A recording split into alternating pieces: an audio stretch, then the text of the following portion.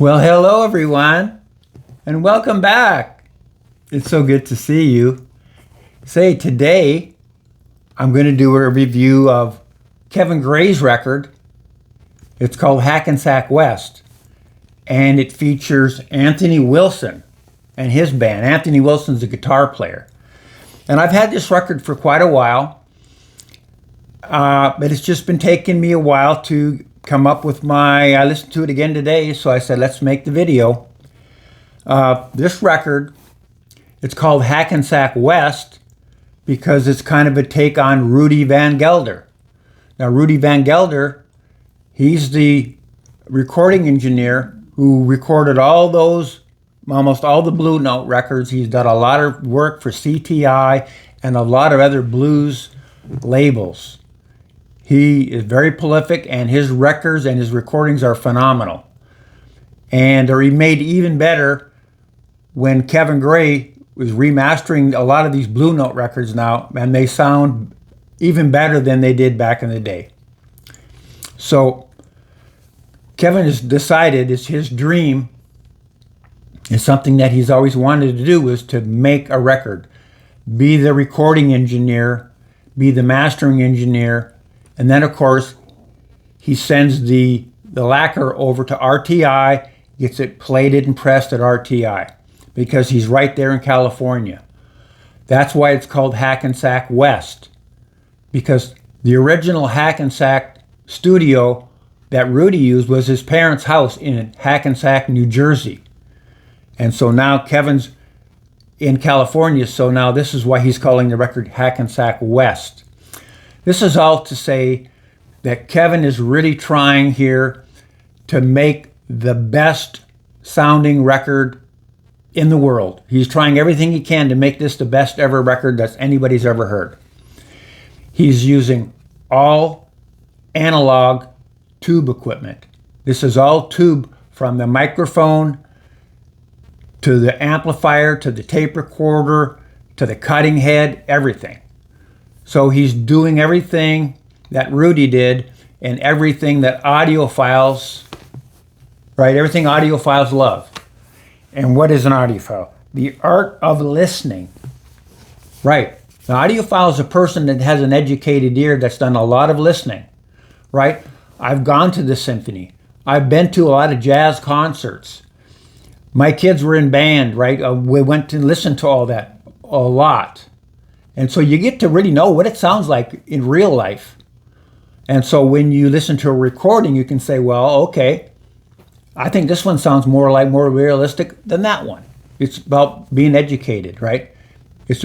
And most of the time, those things are important to people like myself because we get an emotional connection to the music. And the higher the fidelity, the more enjoyment I get out of the music. So this is a nice, beautiful record. It does have a Stoughton jacket, of course. It's pressed and plated at RTI. It is on like the Tone Poet, where they have it on a nice gatefold with a nice picture in here, a lot of liner notes, and on the back they have the pictures of the artists, really reminiscent of how they do Tone Poets and how Blue Note are currently doing their records. And so when listening to the record now,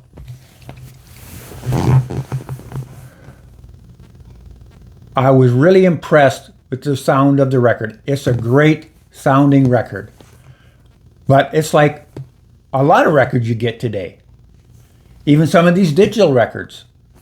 You put it on your turntable, you listen to it, and you go, wow, that's a really great sounding record. But what do I always say, folks? Yeah, what are you comparing it to? Well, I decided, let's compare it to Rudy Van Gelder. Here's a guitar player. Here we got some piano. We got the bass, and we got the drums.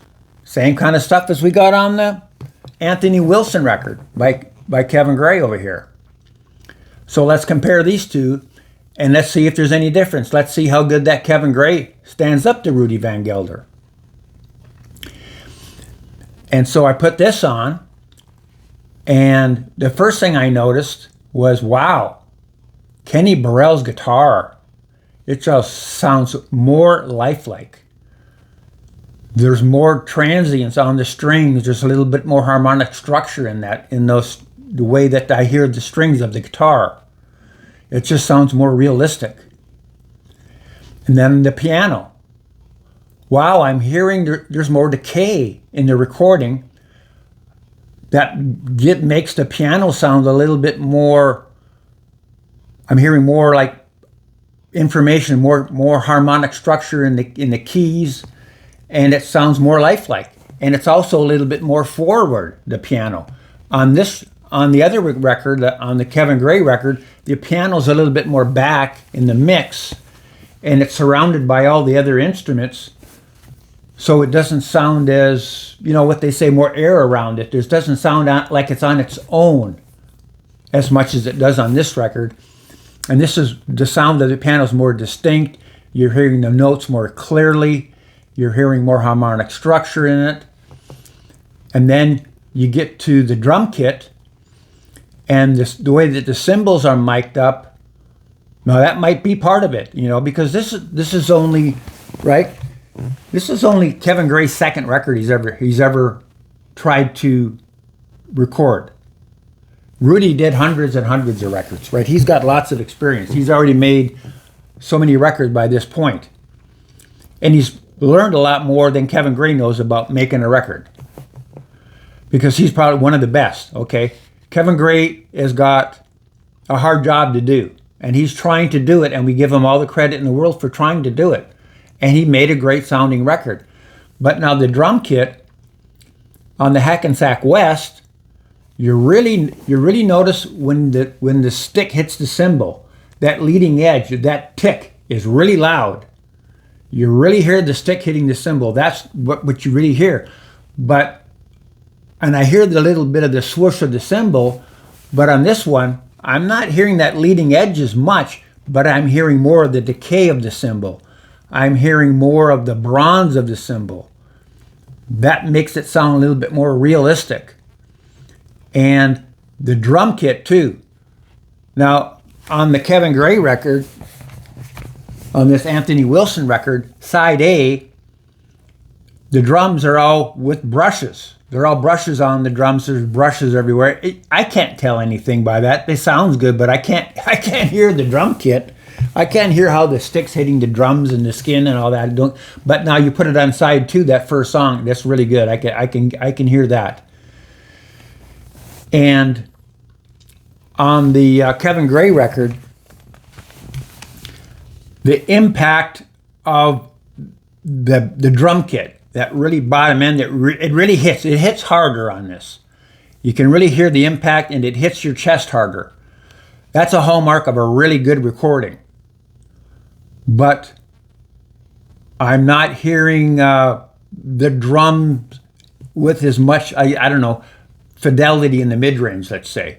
I'm not hearing the tone of the drum as realistically as I'm hearing it on this record.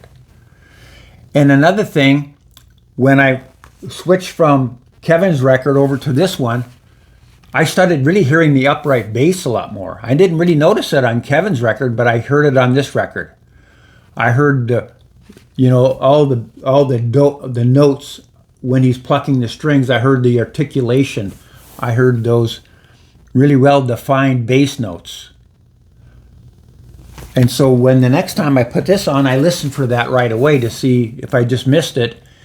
And I really wasn't hearing those upper frequencies in the bass, but the bottom end was really hitting lower.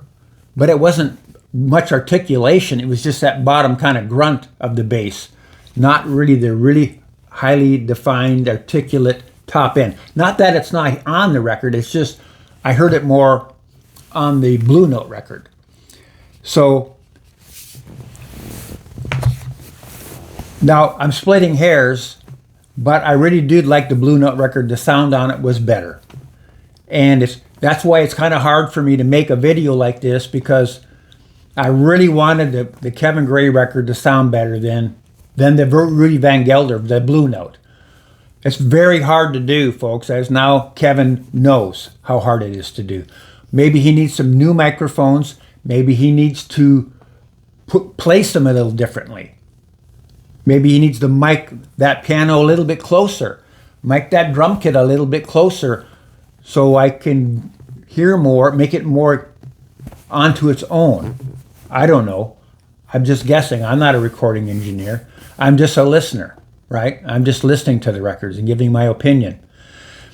And while the tape's rolling, I was talking to a fellow the other day about my video that I made about the Selling England by the Pound, the review I did of that record, and how when I compared it, the 33 version that Bernie Grumman made for Classic Records, 20 years ago, versus the record that was just remastered, especially that one side. Side 2 was done by Chris Bellman on the record that I have.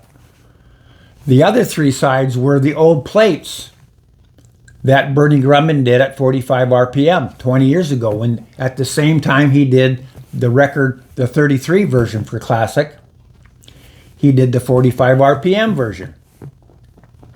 That's what I kind of mentioned in my video about that. So what I started to think about was